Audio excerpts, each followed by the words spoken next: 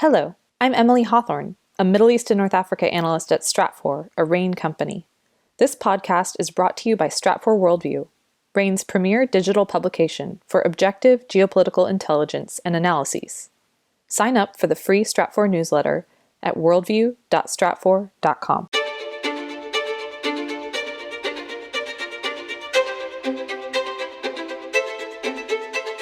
You're listening to the Essential Geopolitics podcast from Stratfor, a RANE company. I'm Emily Donahue.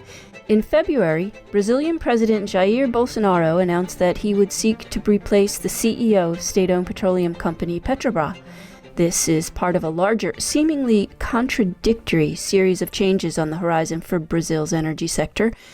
Carmen Colosi is Stratfor's Latin America analyst at RANE, and she's here to provide guidance. Welcome, Carmen.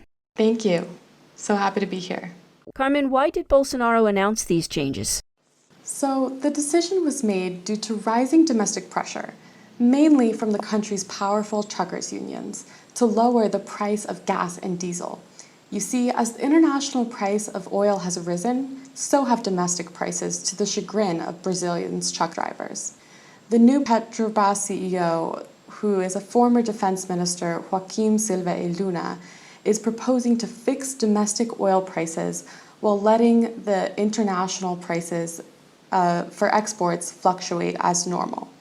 This move will be immensely popular amongst Brazilians, most of whom use cars to get around.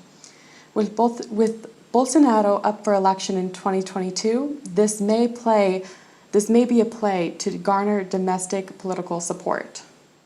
So if Bolsonaro was so concerned about rising energy prices, why then did he initiate the process of privatizing the state-owned energy company Eletrobras? That's an interesting point. Bolsonaro, a couple days later, privatized the state-owned company Eletrobras. But he's been wanting to privatize Eletrobras since his campaign back in 2018. But he's not been able to do so due to the lack of congressional support and other bureaucratic measures. So after forming an alliance with the center-right voting bloc in Congress, he is now able to privatize the company while maintaining voting rights and veto privileges. This move can be seen as something to bolster the stock market and other markets in Brazil after several stocks in Brazil, including the overall stock market index, dropped the day before as a result of the Petrobras decision. Carmen, these moves seem so contradictory, and yet there must be some rhyme to his reason. Could you explain? This is very emblematic of Bolsonaro's unique version of market-friendly populism. Back in 2018, Bolsonaro campaigned on market-friendly policies. However, Brazil is still Brazil, and many citizens are still pushing for populist policies. This can be exemplified with Brazil's truckers' unions. Back in February 1st, they staged a strike as a result of the rising global prices of oil and diesel. This has really put a lot of pressure on the Brazilian government and on Bolsonaro to lower the domestic prices of oil and gas. So how does this reshape the energy sector overall in Brazil? So, in terms of Eletrobras, it will reduce the government's control on the electricity sector, but not by much, considering that the government maintains veto voting powers within the organization. This means that Brazil's heavily regulated electricity sector won't actually change all that much. As for Petrobras, should the new CEO decide to freeze domestic prices, it would edge out the little market competition that there is.